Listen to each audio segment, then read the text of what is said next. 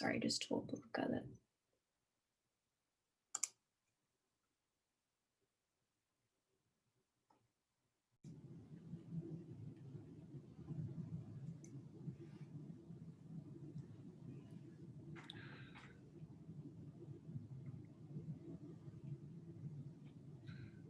Good evening. Welcome to the Epilepsy Foundation of Metropolitan New York webinar. This evening, our webinar is entitled, Preventing Breakthrough Seizures. You can do more than you think. We'd really like to give a wonderful thank you and acknowledgement to the wonderful folks at Eisai who have made this evening possible. They are marvelous allies and partners of the Epilepsy Foundation of Metropolitan New York for many, many years. The directors, the boards, the professional staff have a great regard for them. And thank you very much to these folks for helping to make this evening possible. Our presenter this evening is the distinguished Dr. Blanca Vasquez. She's the clinical assistant professor, Department of Neurology at the NYU Grossman School of Medicine, and holds the notable distinction of being the chairperson for the Epilepsy Foundation of Metropolitan New York's Professional Advisory Board, one of the truly most astute and well-known groups of medical professionals in the epilepsy neurology field anywhere in the world. Dr. Vasquez's reputation precedes her. She is very well known in the New York City community, throughout the United States, and in many other lands. A highly regarded authority, and we are delighted to have her here this evening for our presentation, Preventing Breakthrough Seizures. You can do more than you think. Welcome, Dr. Vasquez. Hello, everyone, and thank you so much for inviting me here today. I really appreciate you having me. I'm going to share my screen, and let's see if it goes. There we go. And I'm going to make it a slide presentation, and beautiful. So I really think that today is a very beautiful day. We're celebrating the Epilepsy Month. We're celebrating awareness. And what better way to celebrate than talking about things that matter to us, to manage our epilepsy, and to manage epilepsy in a way that we are participants, that we, the patient, we, the doctors, take an active role. I really think that just being here tonight means a lot, because you want to take charge. Not only you want to know more about what can you do to prevent breakthrough seizures, but you also want to be part of this epilepsy community of New York City. And I really want to start by thanking my sponsors tonight, Eisai Pharmaceutical.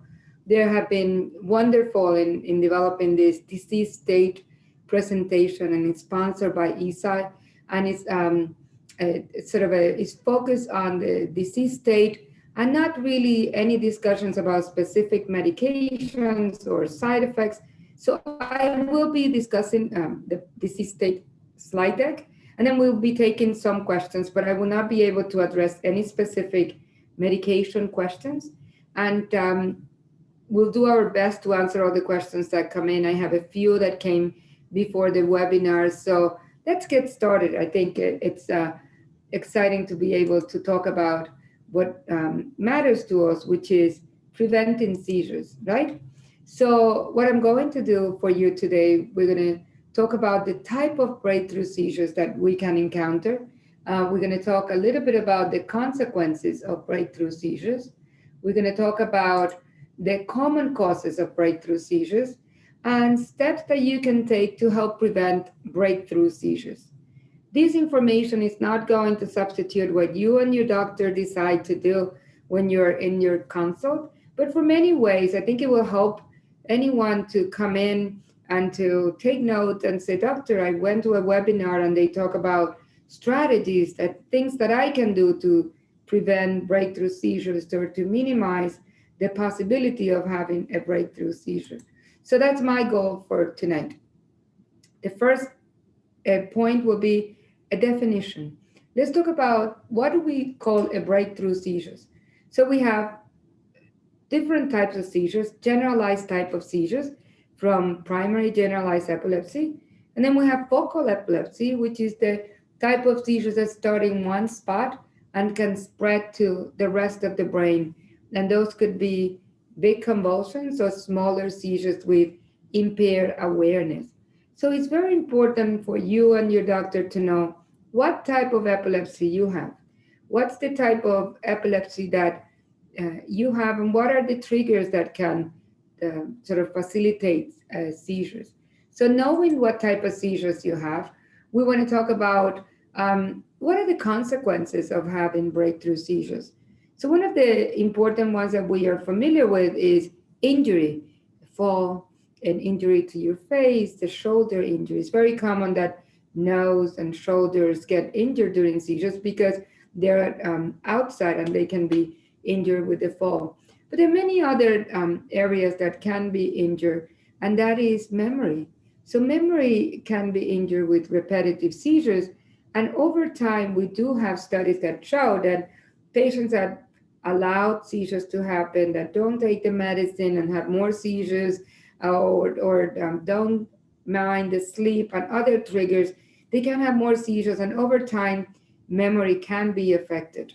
We also know for some patients that the consequences is you can't drive if you had a seizure. The law is very individual for each state. Some state is 6 months that you can't drive.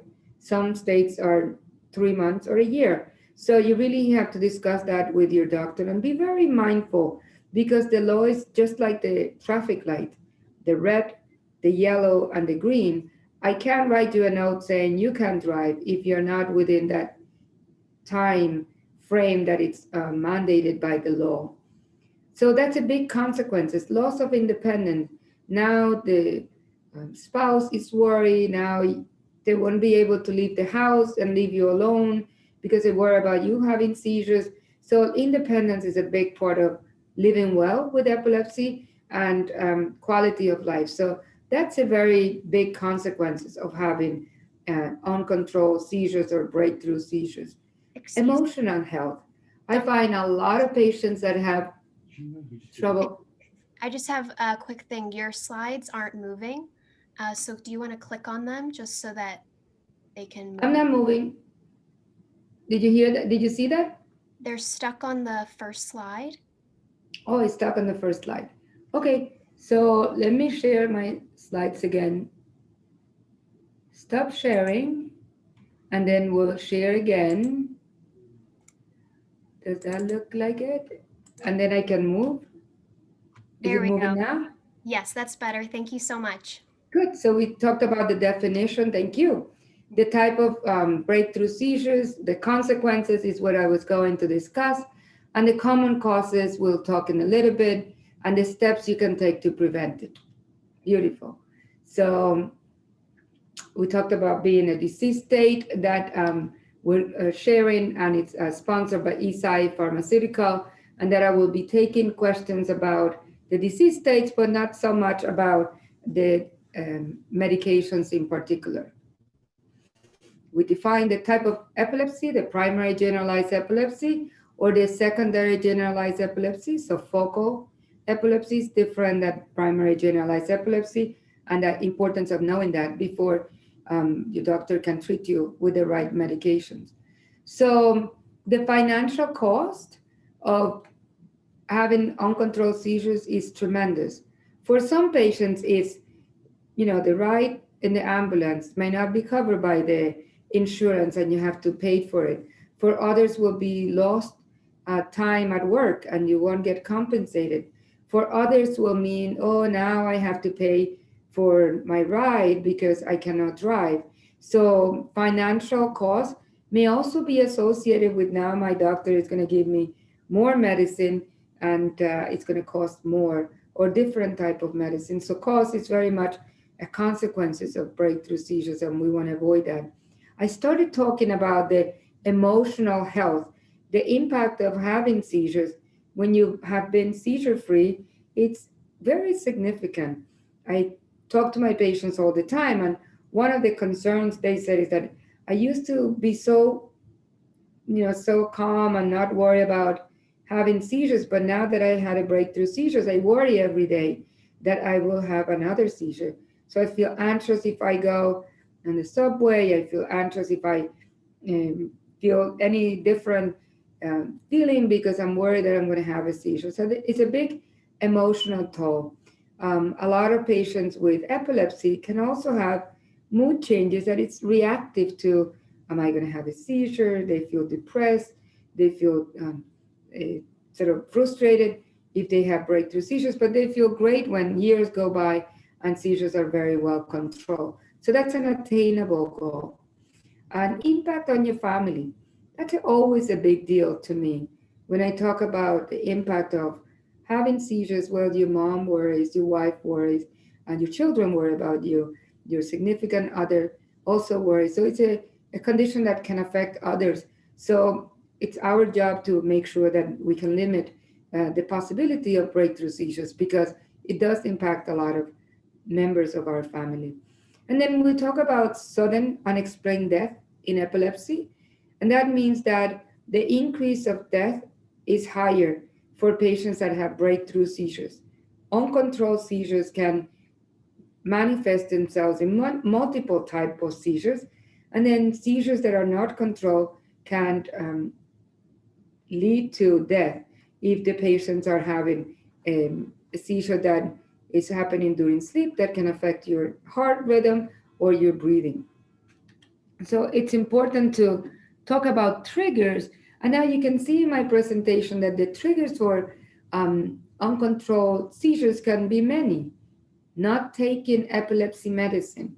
So let's say that you're sort of scheduled and you said, oh, I might take it later because I'm going out and I'm going to have a drink. And before you know, now you're in trouble because you came home and you fell asleep and you forgot to take your medicine. And this is what triggered your seizure. Others is like, oh, I wait until the last pill in the bottle. I'll run to the pharmacy. But then you get to the pharmacy and the pharmacy will say, the pharmacist tells you, oh, you need a prior approval from your doctor. It's Friday night. Your doctor is not in the office until Monday. What do you do now? So missing medicine, it's all about planning. You need to ask for your refills a week before. Your pharmacy may tell you you cannot pick up until Saturday, but you have to talk to your doctor to get a prior approval. And then you can do that and not be stuck on the weekend to not have your medicine. Also, travel. If you travel, you always need to plan, oh, I'm going to leave the city December 3rd.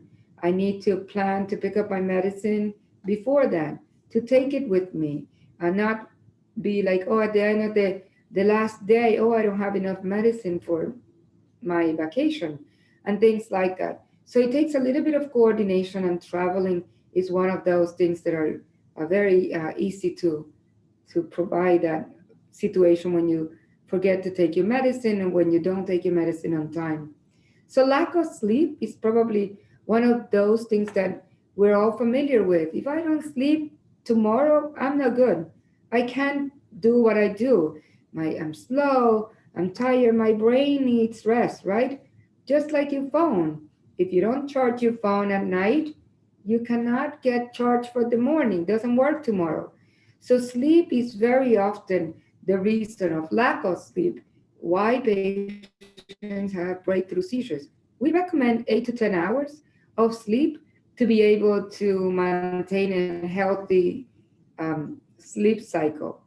More than 10 hours is not necessary, but if you sleep 3 hours, you work a late shift, it's not good. It's not going to be enough, and sleep is definitely going to impact your ability to control seizures and to facilitate breakthrough seizures. Stress. Stressors are very important, and it might impact in different ways. I'll give you an example.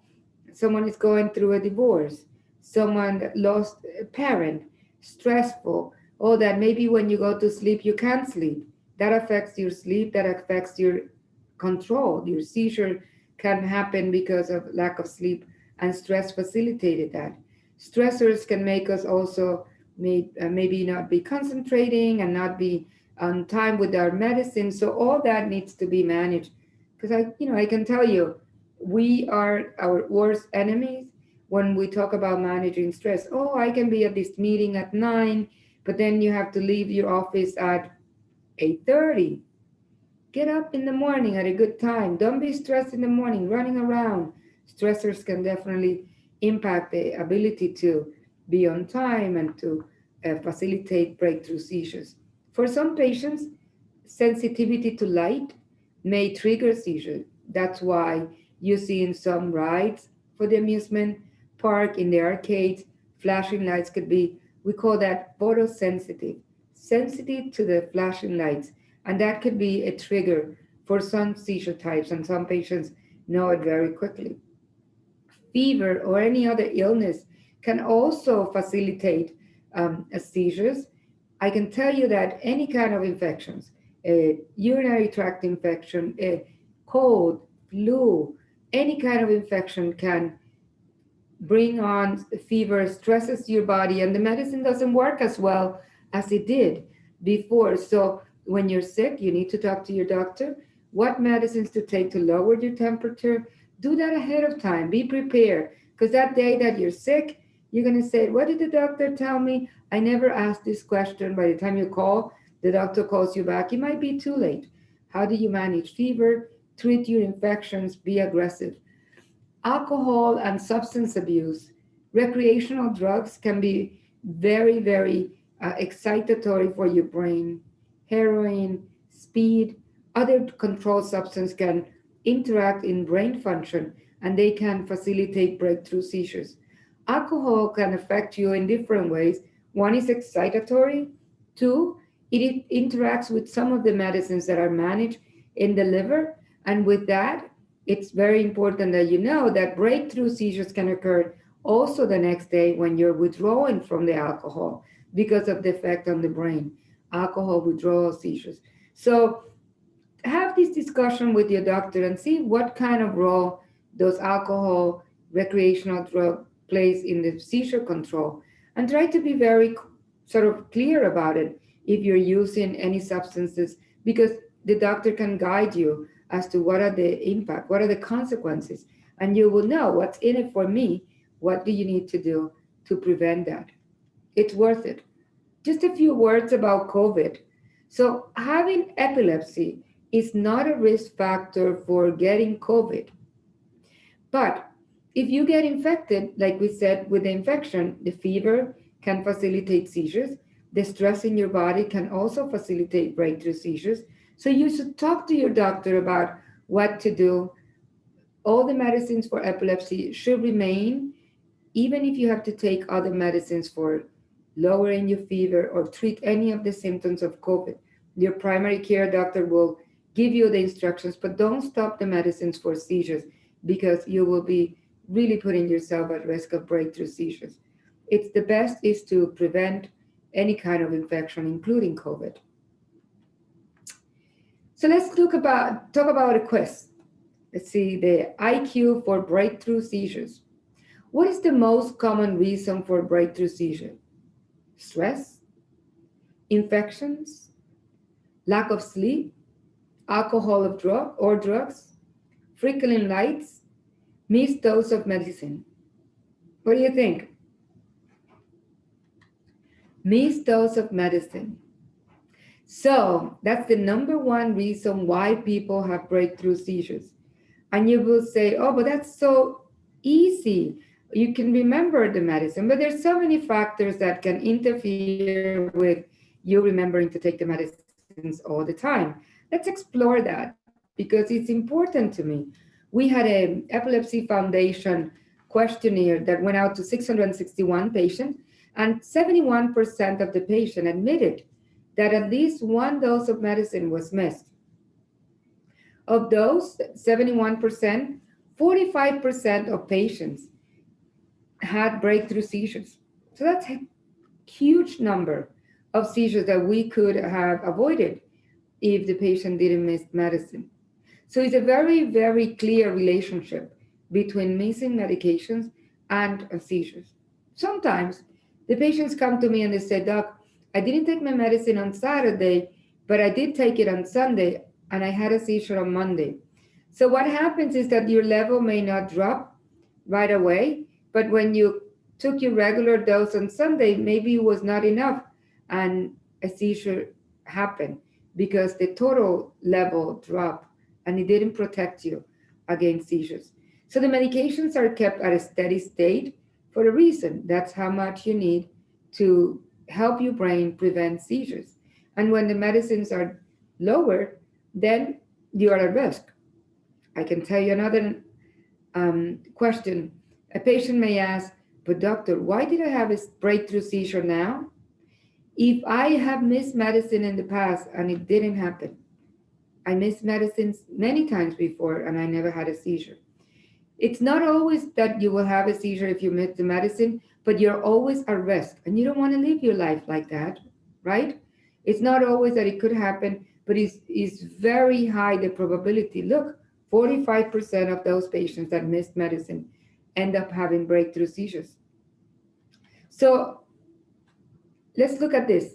Epilepsy is not a typo, it's epilepsy plus lapses. A lapse will end up causing a problem. So this is sort of a way that we can remember epilepsy. And it's really important that lapses of medicine are prevented and that you can think, what would I do if I run out of medicine on my vacation? You don't want that. What would I do if I run out of medicine? I'm at work and I didn't take my medicine. So those are things that you have to sort of anticipate so you don't find yourself in that epilepsy. All right. Do any of this life situation make it hard for you to follow your medicine schedule? Let's look. I'm sure busy schedules get on the way, including holidays, all the preparation, all the fun coming up. So always be mindful. Budget your time for sleep. Take time to schedule your medicine, to get your medicines from the pharmacy. It is ideal if you can get a 90-day supply because you don't have to keep going back to the pharmacy every 30 days. Multiple responsibilities. I have a mom that she said to me, by the time everybody gets up in the morning, I already had lunch prepared for all the children. I had everything planned for dinner. When we come home from work, I have to make sure that everybody gets the right uniform for Girl Scouts and gym. I know that it's a lot of responsibility. And in addition to that, she needs to remember to take her morning medicine. So she's very clever. She said, before I do anything, I'll take my medicine. So organizing your busy schedule and putting a priority and set time to take your medicine is going to help your routine. I always said, associate taking medicine with something that you do all the time, like brushing your teeth. You get up in the morning, you brush your teeth, and you take your medicine. That's a very good way of remembering, because if you get busy in everything else and all your responsibilities, you can forget. Unpredictable schedule. If you travel, we talk a little bit about that. If you work the night shift, for some workers, is the night shift 1 week, is a day or evening shift another. So it's hard to manage the changes in your schedule and adjust your medications for that. So you need to sit down with your doctor and talk about how do we change this if my schedule is changing frequently. If you're depressed, you're anxious, you might not care. You might not, I'll take it later. It's okay if I take it, boom, a seizure comes. And so it's important to always see the consequences. No seizures, I will feel better. And, that's what's in it for me to take my medicine. Some patients have memory problems, and that could be a big barrier to being on time and taking medicine. So memory problems, we have tools, alarms to remind you, use the pill box, have someone to sit with you and set that pill box, do the pill box for 2 weeks instead of every week so you don't forget. Because if the medicine is there in the pill box, you didn't take it. If the medicine is not there, you already took it. So it's a good way if you have memory problems to remember how you take your medication. It's also important to talk to your doctor. Do I have to take 3 times a day my medication? Or can I take it twice a day? Many of the anti-epileptic drugs, pretty much all of them, are now in an extended release preparation where you can take it once a day. And that minimizes the, oh, I forgot to take my noon dose. Oh, I take it at night because I didn't remember to take it in the morning. So talk to your doctor. Is there a way that we can simplify the number of times that I have to take my medicines? Multiple type of medicine. Can we simplify the regimen? We often see that patients can get on one medicine and then it never changes because the doctor didn't want to pull back. But maybe it's time to talk to your doctor. I haven't had a seizures. Can we try to change my medicine to one instead of two? And that's always easier to remember. Oh, I went back. Good. So things that we can do, things that we can use to manage not forgetting to take your medicine. The auto refill program, you talk to your pharmacist, they can send you a text, they can call you at home, reminders, oh, you're due for your medication refills. It's been working fantastic. You can also set an alarm if you have a phone that has an alarm system. A lot of people have it. And so use the technology that you pay for, that you own, and that's very important. Keep a seizure diary. Why? Because you're going to look and see, oh, I have seizures around my period. I have seizures around the time that I miss my medicine. So make sure that you can sort of look at what are the triggers. So keeping a seizure calendar is always important to be able to do that. And set the alarms in your computer, phone, have your friends or your significant other remind you. That's always a good partnership. And have a pill box that you can carry with you. I always tell my patients that there are keychains that have compartment for the dosage of medicine for a day. And you can take that with you all the time. If you're in the office, you didn't take your medicine in the morning, you have a dose with you that can help you. So all those things are key to be able to prevent breakthrough seizures so you don't forget to take your medicine. Everyone is different. Medicine can go a short distance, so you might miss your medicine in the morning and then have a seizure in the afternoon. And for others, you can miss it and not have a seizure. But it has to do with what type of medicine you take. Some of the medicines that we give patients for epilepsy are 12 hours half-life. They live in your body for about 12 hours, and then the level begins to drop. Others have a 24-hour lifespan. We call that the half-life in your body, and they can protect it for much longer. So let's talk to your doctor about extended release preparation, longer acting medications that you can be protected. But there is a trick to that. If you only take medicine once a day and you forget, then you forgot 100% of your medications, right? If you forget the morning dose and take the evening dose, then you only forgot 50% of the medicine. So always be mindful. It's very individual for every medication, but you have to understand what will be the consequences or the impact. If you miss medicine, call your doctor. Let them know that you missed medicine. Or better yet, talk to your doctor the next appointment. Doc, I never miss my medicine.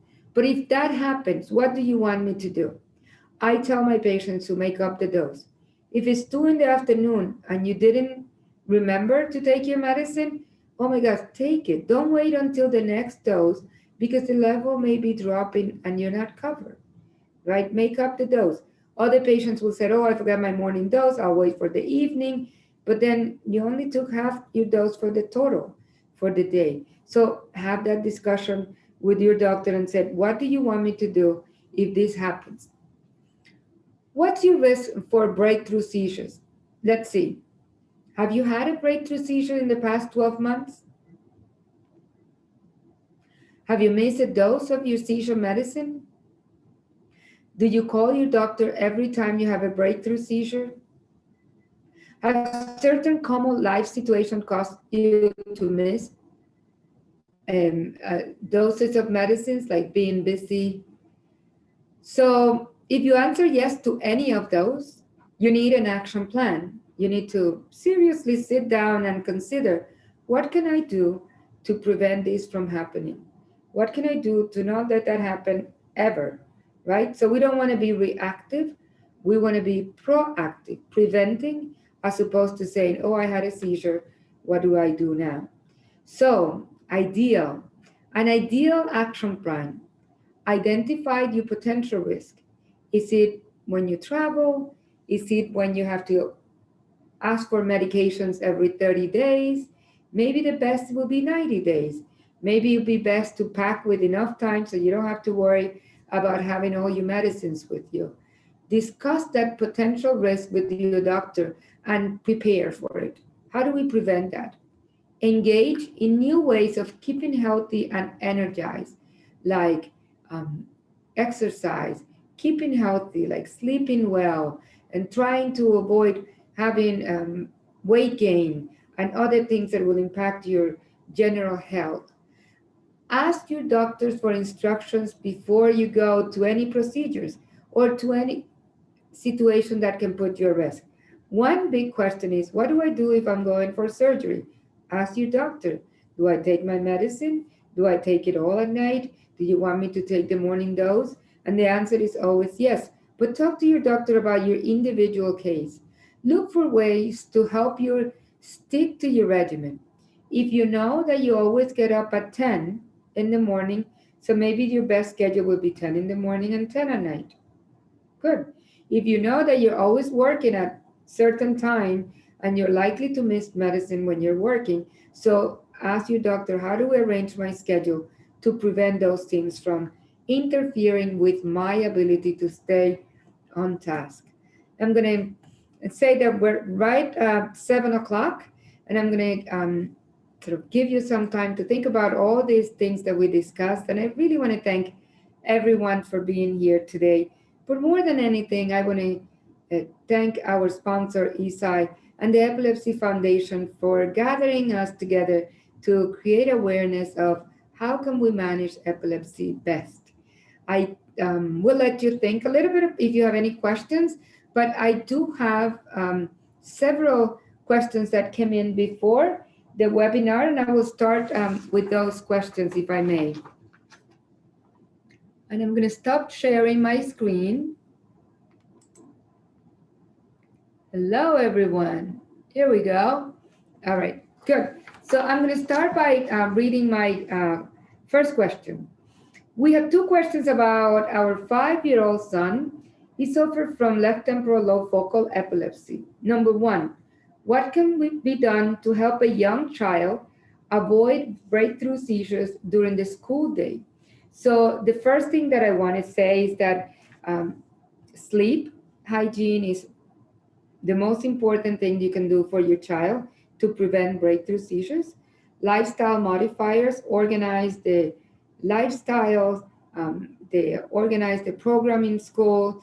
Try to avoid having doses in the school.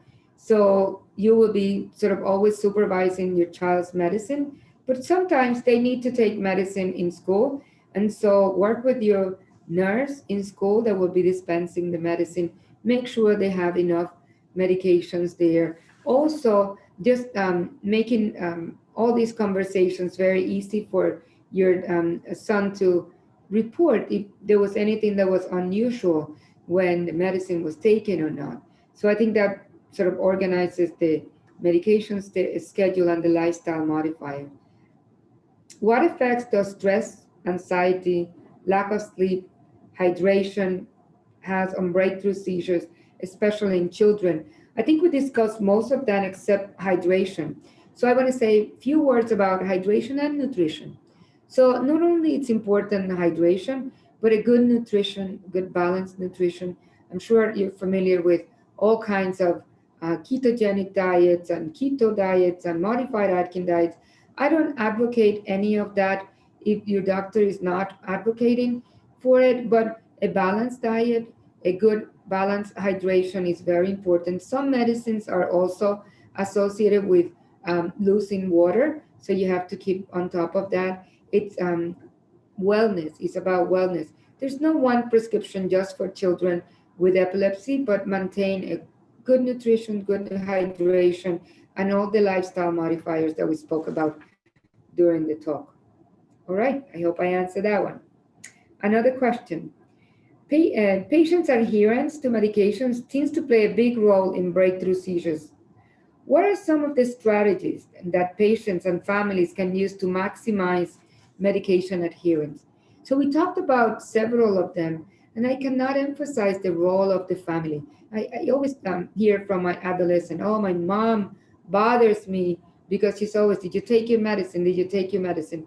So maybe it's best if you use a text instead of you being asking, did you take your medicine?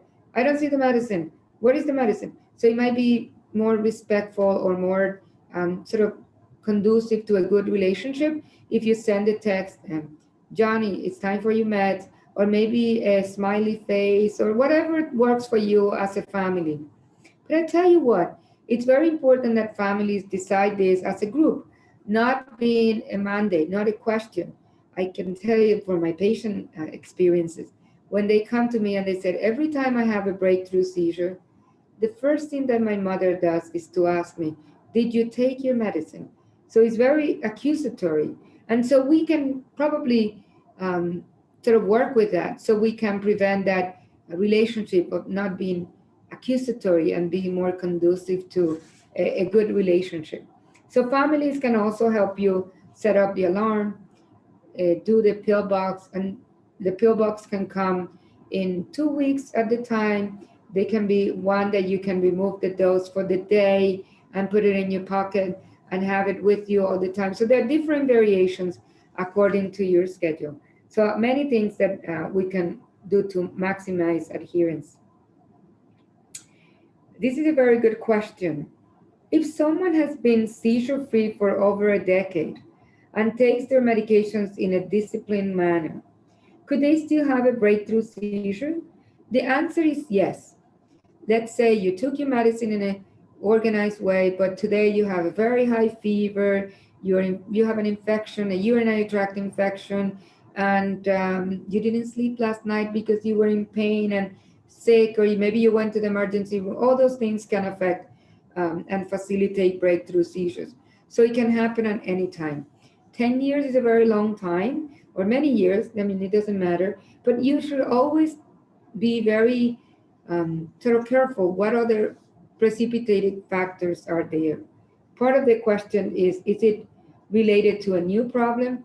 No, the problem is the same and it's well controlled with the medicine. So we need to do everything that we can to maintain that control and to prevent any other lifestyles interferences or illnesses or conditions that can facilitate seizures.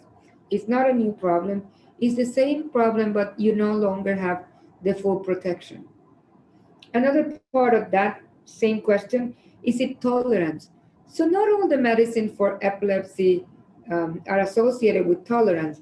Tolerance means that a medicine that you take this much, another year you might need more, and you can create tolerance. But most of the anti-epileptic drugs that are not benzodiazepines are not associated with tolerance. So no, especially if you've been taking the same regimen for such a long time and you're doing well. For teens and young adults with epilepsy, they want to work. The question is, what are some accommodations that we should talk about? Well, look at your triggers. Know that if your epilepsy is triggered by flashing lights and photosensitive, you may need to use a screen for your computer. You might not be able to work at a place like an arcade or any other place where they may have bright flashing lights or bright lights. So accommodating your environment may be a special accommodation that is definitely allowed in the workplace. If you work in the night shift, or if your shift changes every week or every month, you may need to ask for special accommodations because that can affect your sleep pattern, your ability to keep your medicine on schedule. So that's a reasonable accommodation for work. If you're required to start your job at 5 in the morning and you have to get up very early and travel, all those things may affect the number of hours of sleep, your ability to maintain a healthy lifestyle. So you can ask for a more regular time to start working.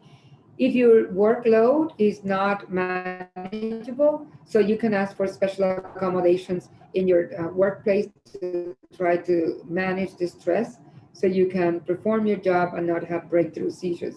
So very good question.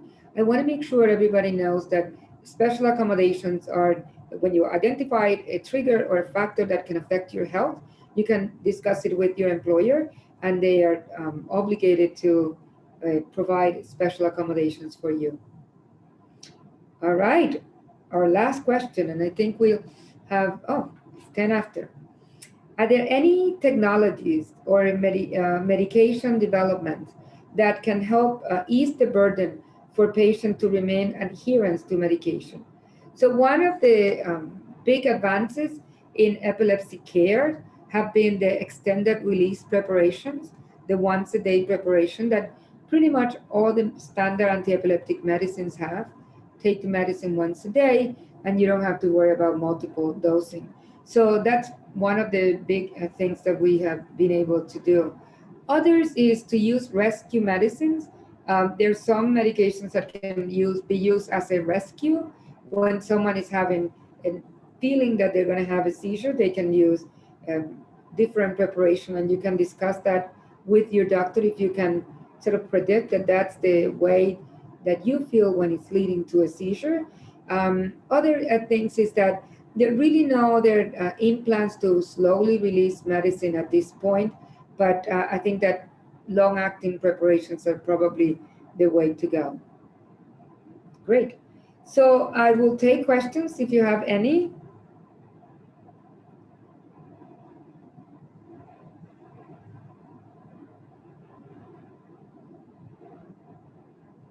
Maybe the chat has some questions. I'm going to take a look.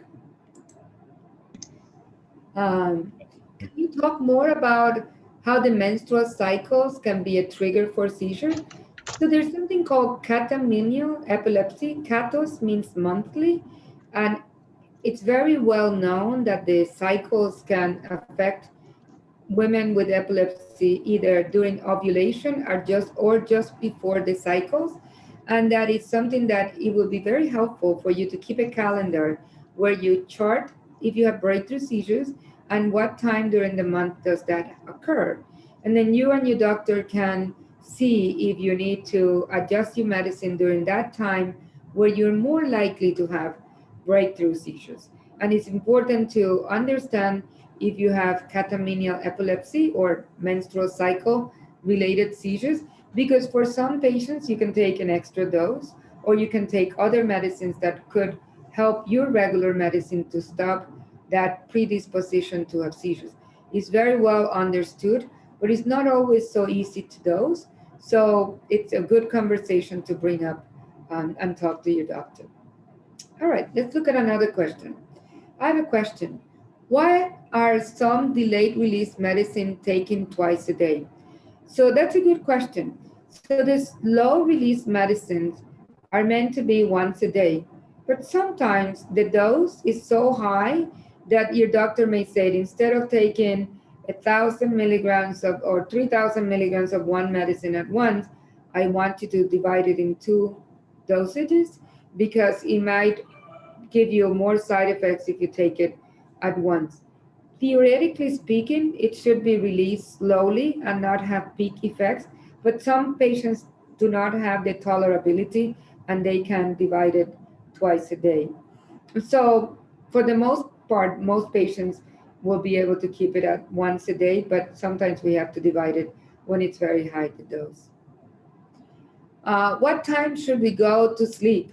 So it depends on your time of that you have to get up in the morning. It also depends of what, I guess, how many hours of sleep you normally get.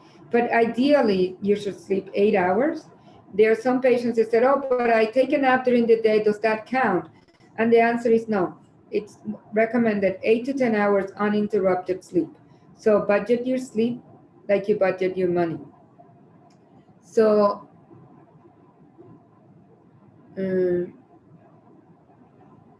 so how does seizure impacts pregnancy? There are many ways that seizures can impact pregnancy.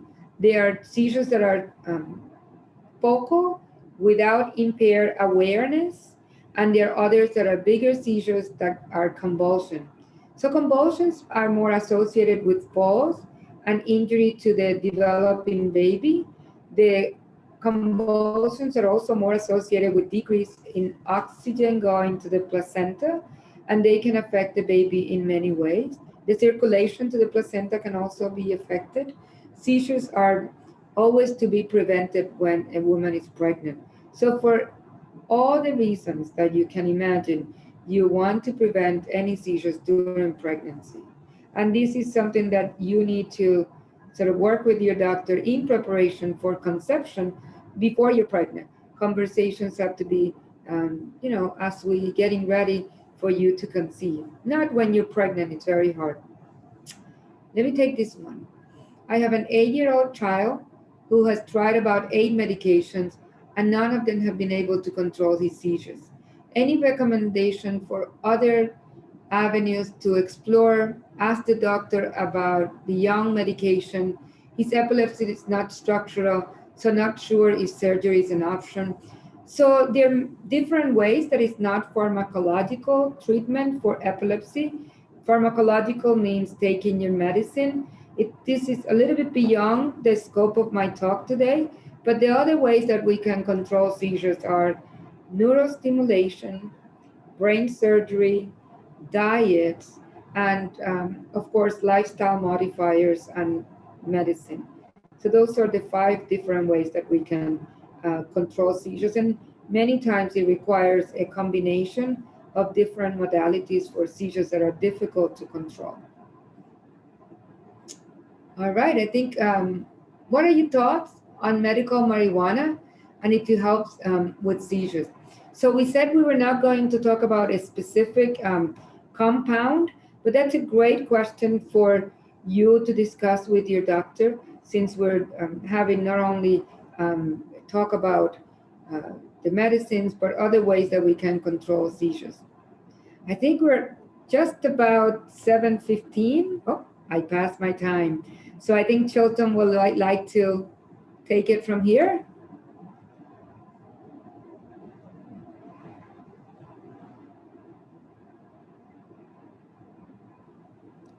Hi, Dr. Vasquez. Oh Oh. my. Wait, someone's going twice. I was just gonna end the meeting, but do you?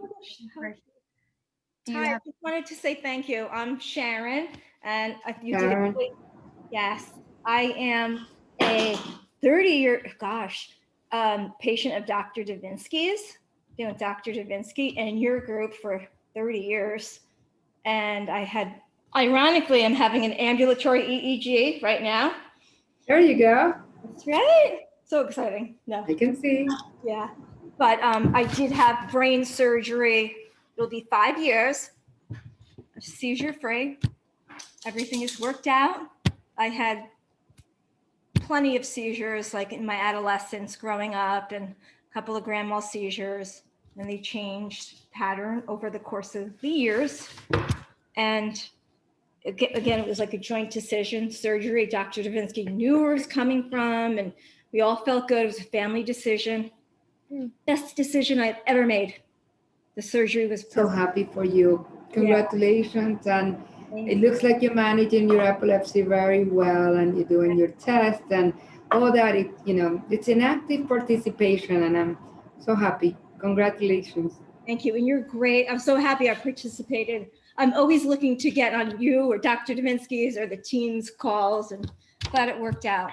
So much. We love these forums because it's so interactive, and I can answer your questions, and for everyone. So I encourage everyone to participate in these Zoom meetings or whatever webinars. And I again thank the Epilepsy Foundation for gathering us together, and more than that, our sponsors that made this possible tonight.